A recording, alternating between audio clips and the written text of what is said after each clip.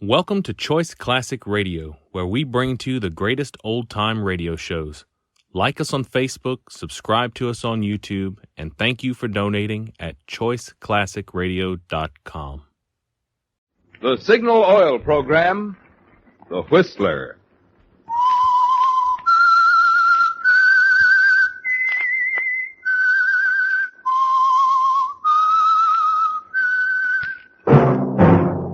That whistle is your signal for the Signal Oil Program, The Whistler.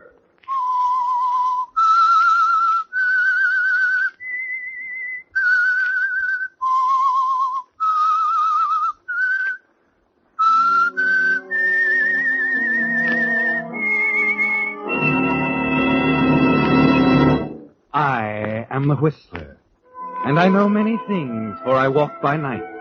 I know many strange tales hidden in the hearts of men and women who have stepped into the shadows.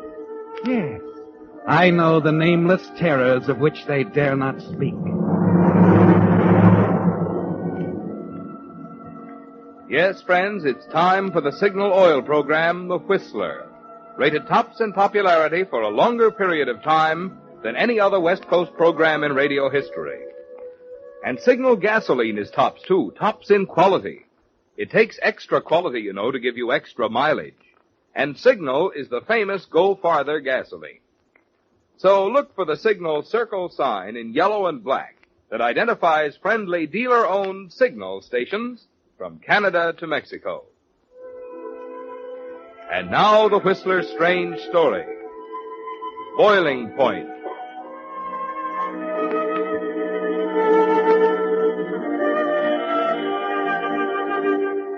Kelly never knew exactly when it was that he decided to kill her.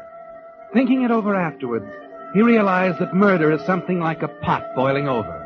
The fire's underneath for a long time and nothing happens. Then all at once the heat reaches a certain point and there it blows. And you look back in horror to find you killed someone. The odd thing, of course, was that right to the end it wasn't that he hated Janice. She had a kind of charm. She was capable. And she was attractive enough that on the right kind of a spring day with the sunlight filtering through the leaves of an oak tree, hitting her face just right, a fellow like Kelly might think he was in love with her. At least, that's how it started 3 years ago. Kelly, Yes? another sandwich? Oh, no, thanks, Janice. I'm full up. What's happened to your appetite? I don't know. Maybe it's a symptom. Oh? Will you do something for me, Janice? What, Kelly? Tell me something, honestly. All right. I came to this town out of nowhere, really. I'm a failure, 29 years old, been fired from the greatest assortment of jobs in captivity. I meet you at a party. From then on, everything's different. Is it, Kelly? Yeah, sure. You gave me a build-up with your boss at the Star Realty Company. He puts me on as a salesman. And suddenly, for the first time in my life, I'm a success. Why? Well, it's simple. You're a good salesman. No, that's not what I mean. What I want to know is, why did you do it for me? Oh. Now, you said you'd be honest. Oh, maybe I have the interests of the Star Realty Company at heart. Mm-hmm. And maybe I just like you. Come on, have another sandwich. I don't want to take them back. All right. I want to go over the escrow papers on that Williamson deal again. Oh, no, not now. Don't you ever relax? Well, I'm relaxed. Come on. Lean back and take your glasses off. Oh, all right. That better? Mm-hmm. You ought to take them off more often. I'm blind as a bat without them. What's the difference? You're not looking at the wolves. They're looking at you. Like you're looking at me? Oh, they better not. I don't want anybody else to look at you like this. Don't talk like that, Kelly. Not unless you really mean it. I do mean it, Janice. I'm crazy about you. Oh, I know I'm not much of a guy, and I'll never know why you bothered with me. But, Janice, I want to marry you. You won't be sorry. I'll work hard and be a success. That's enough, Kelly. Oh, please listen to me. I heard all I want to hear when you said you love me. Aren't you going to kiss me, darling?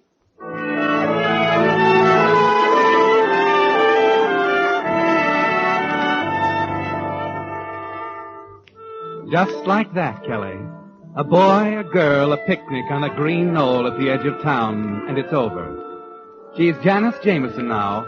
You have a small home together, and each morning you commute to town in your jobs with the Star Realty Company. But Janice isn't satisfied, Kelly. She talks of nothing but of the two of you in business together. Jameson and Jameson, real estate brokers. It would take more than you could ever save on your salaries, of course. And it was about then you began to wonder if she'd ever be satisfied. Perhaps it was then, too, that the fire began to burn under the kettle, and the temperature slowly but surely started to rise. And here's a letter for Kennelly and Botsworth. Gentlemen, with reference to the lease on the property at Lillian Way and Gladstone Boulevard, we are informed that the present holder is perfectly... Huh? Oh, yes, Janice? Could I speak to you for a moment? Well, I'm tied up. Couldn't it wait? No, please, right now. All right. Excuse me, Miss Eldridge. Now, what's it all about? Kelly, our chance has come. What are you talking about? Jameson and Jameson, remember? Oh, that. All right, Janice. What do we use for money? Look, it's a teletype from New York offering $40,000 for the corner of 8th and Maple. But Knowles has an option on that corner for 30, hasn't he? Did have, you mean? It expired yesterday. But shouldn't we tell Knowles, give him a chance He to... won't be back until next Wednesday. Well, there's no way I can get in touch with him. Honest, darling, Knowles will be tickled pink when he knows we've grabbed this chance to start on our own. He's a big man, more ways than one. I know, that's why Listen, Kelly, I tried my best to get Knowles to renew his option. He said that corner would never be worth anything. This means $10,000 for us on a $1,500 investment. Now, you run right down to the bank and get a certified check. I'll teletype New York that Knowles no longer holds the option. Well, I hope you know what you're doing. Oh, I do know, and I know something else, too. Hmm? In a few days, we'll have a brand new office with a nice glass door reading Jameson and Jameson.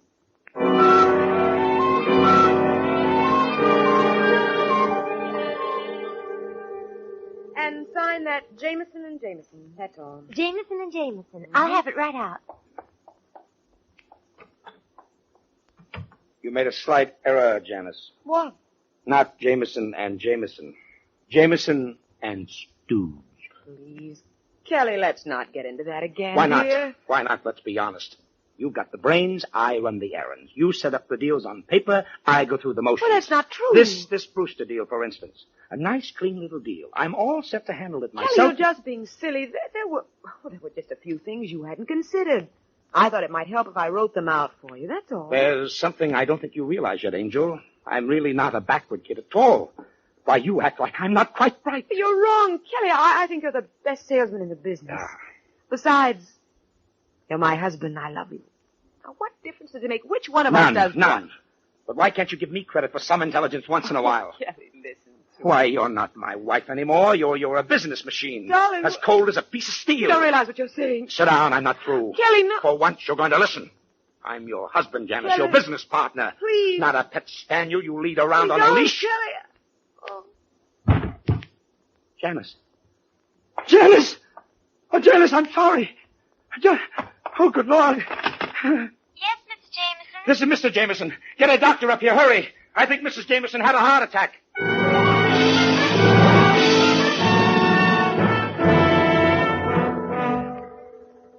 Looking down at her now, you have a queer sense of guilt when you realize that you've actually been wishing something like this would happen. Anything to free you, give you back your independence and self-respect. Yes, Kelly, you're sorry and ashamed. And you almost take the kettle off the fire before it reaches the boiling point, particularly as you hear the doctor telling you it was a heart attack. That Janice will have to stay in bed and rest, with a day nurse in attendance. But that's what changes it all right back again.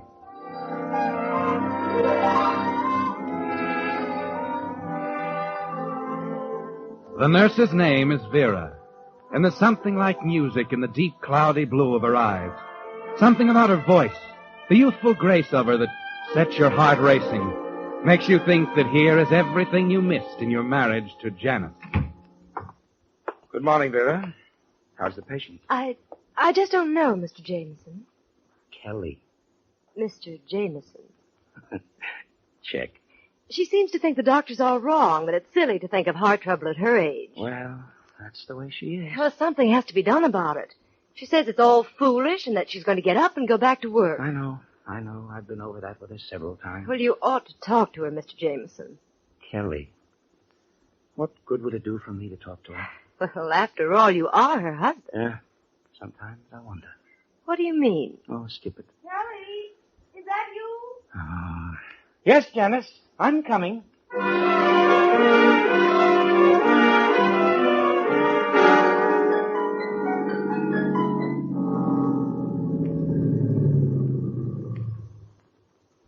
It was sweet of you to take me home, Mr. Jameson. Kelly. Why do you keep insisting that I call you Kelly? Do I? Every night you've taken me home. How long has it been now? 3 weeks? 4? 23 days. Oh, did you keep a record of it? Uh-huh. In the back of my head. If you want details, I can tell you what happened on every one of those days, too. You have a very good memory. It's easy when you have a reason to remember. You ought to go on the stage. Professor Jameson's Memory Act or something. Well, I'd better go in now. Oh, no, please. Just a minute more. I've got some work to do. I might go on another case soon, and... Another case? Vera, what are you talking about? Well, I won't be on this one forever, you know. But Vera, it's out of the question. She's a sick woman alone in the house, and... Oh, why lie about it? I think you know why I'm talking this way, Vera. Yes, I do. I love you. I'd better go in Oh, now. no, Vera, Kelly, please. Vera, darling. Kelly. I know. If only you were free. I'll be free, Vera. I'll... What do you mean, Kelly? I don't know, Vera. I don't know.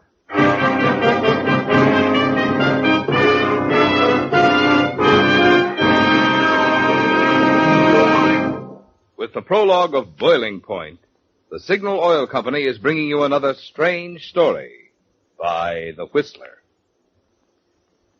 Friends, this being the first program of March, I'm reminded of that old saying, in like a lamb, out like a lion. With Signal gasoline, it's always that way. It goes into your car as a clear, innocent-looking liquid. But once inside your motor, it generates the power of a lion. Lithe, eager power that's quick to spurt ahead in crowded traffic, or to send you springing effortlessly up steep grades in high, with nary a ping of complaint. But while Signal's power may be likened to a lion, you'll find that your car's appetite for Signal gasoline is gratifyingly small. That's because the extra efficiency which today's Signal gets from your motor naturally means extra mileage, too. So when it comes right down to it, your speedometer is really the best yardstick of gasoline quality. That's why Signal says, to be sure of the tops in gasoline quality, there are just 2 things to remember. 1, in gasoline, it takes extra quality to go farther. And 2, Signal is the famous Go Farther gasoline. And now back to the Whistler.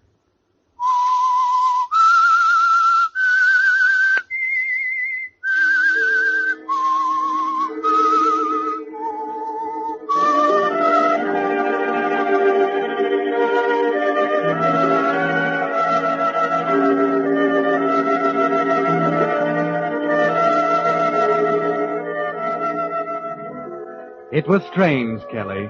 You didn't know it, but that night in the car, the last night you took Vera home, a murder was taking shape. A murder made of several things. Of your love for Vera, of Jameson and Jameson, and $20,000 in the company account. And naturally of Janet. She'd never give you up, Kelly. You're sure of that. And the next day, as you sit alone in your office, you're wondering about alternatives. Puzzled, even a little frightened by the sudden, impulsive thing that popped into your head as you said goodnight to Vera. I'll be free, Vera. What do you mean,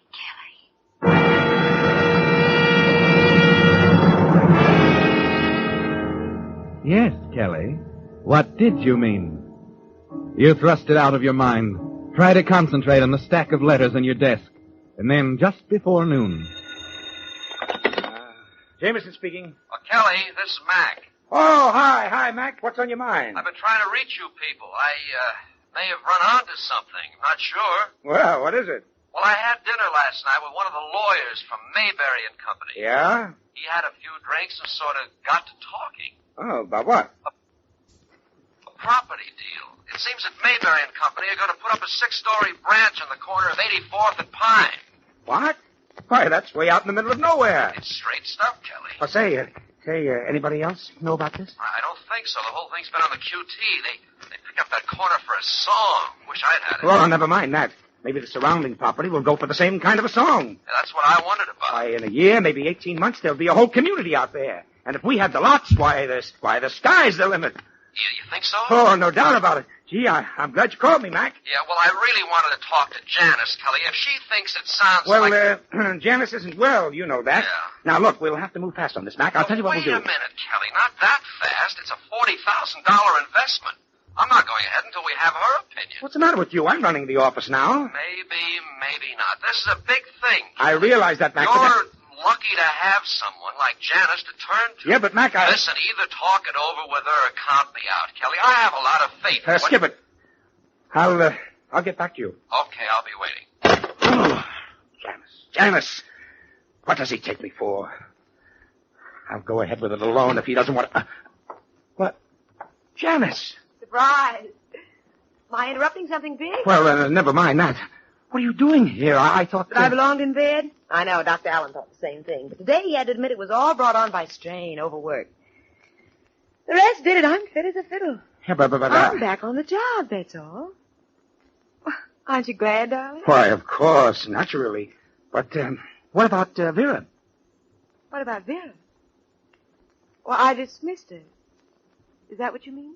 Well, do you think it was the wise thing to do? Don't you? Anyhow, now I'm well. I certainly don't need a nurse.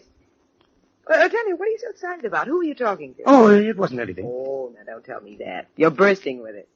Come on, you've had a hot tip. Well, tell me about it, darling. Who's buying what from who, and who thinks we ought to be in on it? I tell you, it's nothing, Janice. All right. It was Mac. Oh? Yeah, listen. Mayberry and Company are building at 84th and Pine. We've got a chance to buy the surrounding lots. And you're all for it? Well, who wouldn't be? Me. What? Well, now, wait a minute. This is the biggest thing that's ever hit this office. It sure is, and it could knock us flat. No, we're not going into it without examining it. But there isn't time. Then it isn't a deal. Isn't a deal? Janice, do you realize what you're saying? Oh, I think so. If we can't look before we leap, it's not for us, Kelly. I suppose Mac has it wrong. What if they don't build? Then we're left with a row of weed-covered lots that'll never be worth a thing. Yeah, but if they do build... It's a mighty big if. Now, where did Mac hear about it? Oh, one of their lawyers. He had dinner with him. The guy started talking. Why? What do you mean, why? He had some drinks, that's why. Are you sure? How well does Mac know? Oh, for the love of... How do we know it wasn't a setup to get all of us worrying about the 84th Street section while they quietly buy up things somewhere else in town? Janice, you have to take chances sometimes. Sure you do. I've taken plenty of chances. But not with every cent we've got. But we might make enough to pull out to forget the whole business. Is that what you want to do, Kelly? What do you mean? Why don't you say what's on your mind? That you're as suspicious of me as you are of every one of your deals. It's the truth, Janice. Oh, you're wrong, darling. I've always trusted you, even while I was ill. If you think I'm suspicious of you, there must be reason. Maybe there is. No, you don't mean that. Listen, Kelly. It was 2 years ago today we bought the cabin. Do you remember? Yes, and we've been up there once since. Let's go once more, Kelly, right now. Right away. Oh, but what about the Mayberry deal? Mac is waiting to hear from us. Let's forget that. At least till we get back from the cabin. Maybe we can think more clearly up there. And when we come back, we may feel differently about a lot of things. I don't know. I'm supposed to drive out to the Paxtons tomorrow. They want an appraisal on the ranch. Maybe some other time, Janice. You can go by the Paxtons, too. From their place, you can come up the back road to the cabin. What? I'll drive up the main road and meet you there tomorrow afternoon. What time? 2 o'clock, Kelly. All right, Janice. 2 o'clock at the cabin. I'll be waiting for you.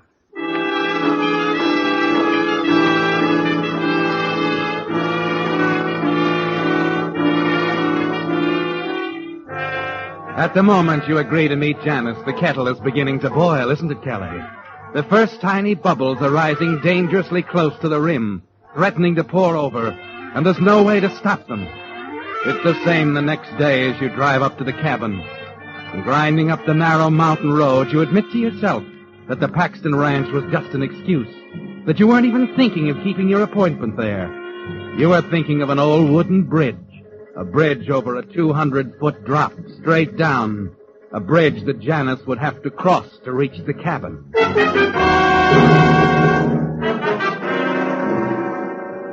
What you have to do is simple. A few bolts removed from the right places and the bridge is ready. Its loosened ancient support certain to give way under the weight of the next car to cross. You stand at the brink for a moment looking down, then walk back to the cabin.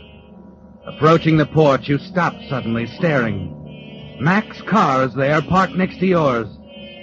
You move forward stiffly, slowly, wondering if Mac saw you at the bridge. At the door, you take a deep breath and brace yourself before going inside. Well, decided to come back, huh? Oh, hello, Mac. Didn't think it'd be long. You mean you saw me when you drove up? No, just saw that good scotch on the table. Oh, yeah. I was just out back checking the wood supply. Oh. Say, what brings you up here, Mac? I should think you'd be in town hot after that deal. Well, the town end of it's okay, Kelly, under control. All I need is your signature. What? Tried to catch you at the Paxton place, but you didn't show, so I figured you decided to skip it. Oh, yeah. I thought it could keep. Sure, but the Mayberry thing can't. Here, sign this thing and I'll be on my way. Oh, Mac, I meant to get back to you. I talked to Janice, and she isn't interested. What? Well, that's not what she told me. What? You talked to her? This morning. She was worried about my tip, but that lawyer's a good friend of mine. She's convinced. And she signed already? Huh? Now you, okay? Oh, sure. Okay. Say, give me the pen. Right here? Yeah, that's it. Well, there you are. Good. And now you better get back. We don't want any slip-ups, huh? You came up the back road, didn't you? Yeah, but I'll go back by the front road. It's faster. Oh, I don't think so, Mac. I take the other way. No, I'm in a hurry. But what? Look, Mac. Look, do me a favor before you go, will you, fella? Run over these papers on the Paxton property. See if you think my ideas are right. Gosh, I don't know. Didn't Janice go over? Oh, yeah, sure. But Paxton's a pretty tough guy to handle, and I'll need all the ideas I can get. And look it over, will you? I'll be right back.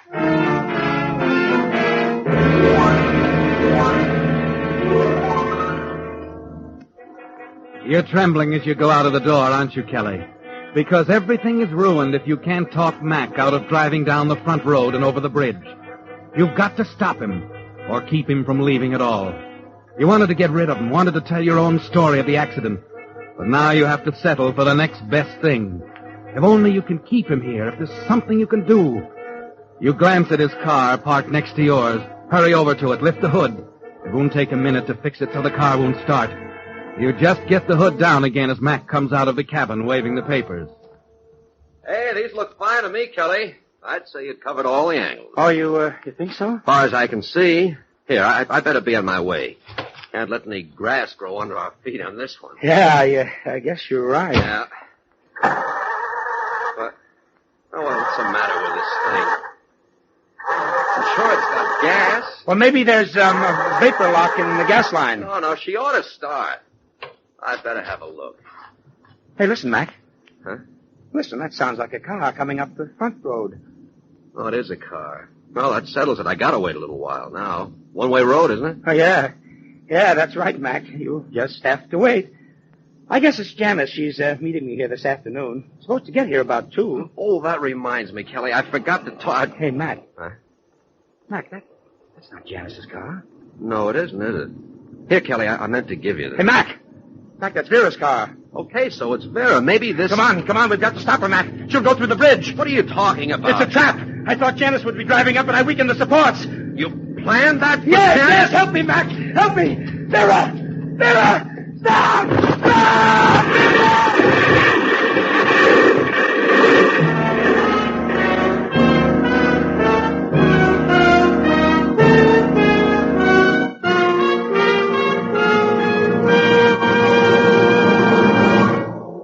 The Whistler will return in just a moment with a strange ending to tonight's story. Meantime, in place of the little chat about one of Signal's products or services that we usually have at this point on the Whistler, Signal Oil Company is giving this time tonight for an announcement in the interest of public welfare. Once each year in March, we're asked to think of those who, in time of unexpected emergency, need the quick, friendly help that you and I make possible through the Red Cross. Just who are these people? Why, they're the victims of disasters such as earthquake, flood, fire, wreck, or epidemic. Disasters that can strike any one of us, any time, without warning. Who else? Millions of discharged veterans and their dependents have called on the Red Cross for a helping hand. And don't forget the thousands of hospitalized veterans who may depend on the Red Cross for a long time to come for their recreation and entertainment, their letter writing, shopping, and other assistance. These are just a few of the hundreds of ways the Red Cross is called upon to help every day. It's going to take $75 million to answer all the calls for help the Red Cross will receive this year. So give as generously as you can, remembering that you're the lucky one to be in a position to give help rather than to need help. And now back to the Whistler.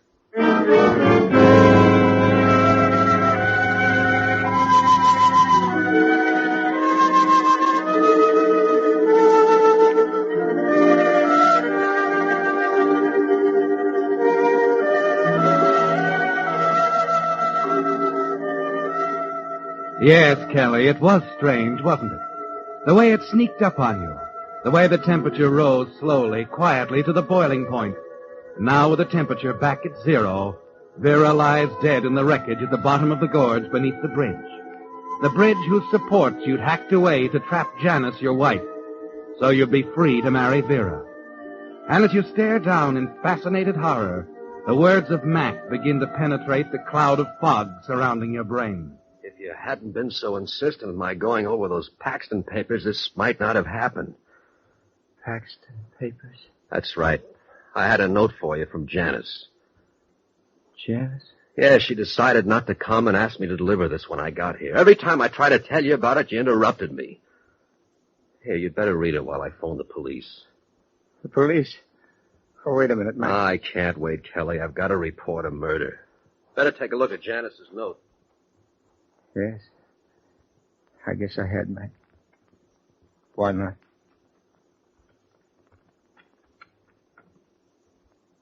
Dear Kelly, I decided not to meet you at the cabin.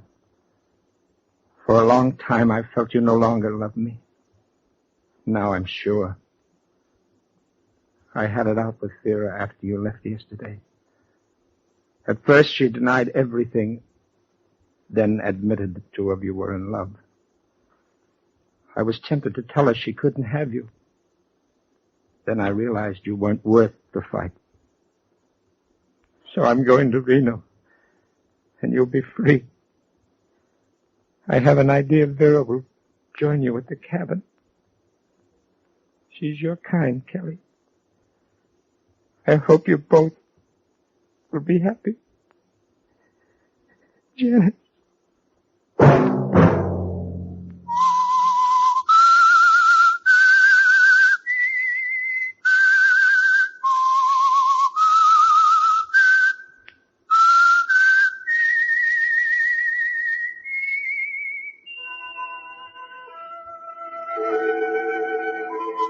Let that whistle be your signal for the Signal Oil program, The Whistler, each Wednesday night at this same time, brought to you by the Signal Oil Company, marketers of Signal gasoline and motor oil, and fine quality automotive accessories.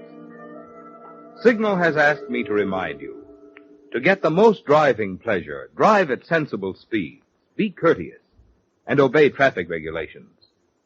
It may save a life, possibly your own.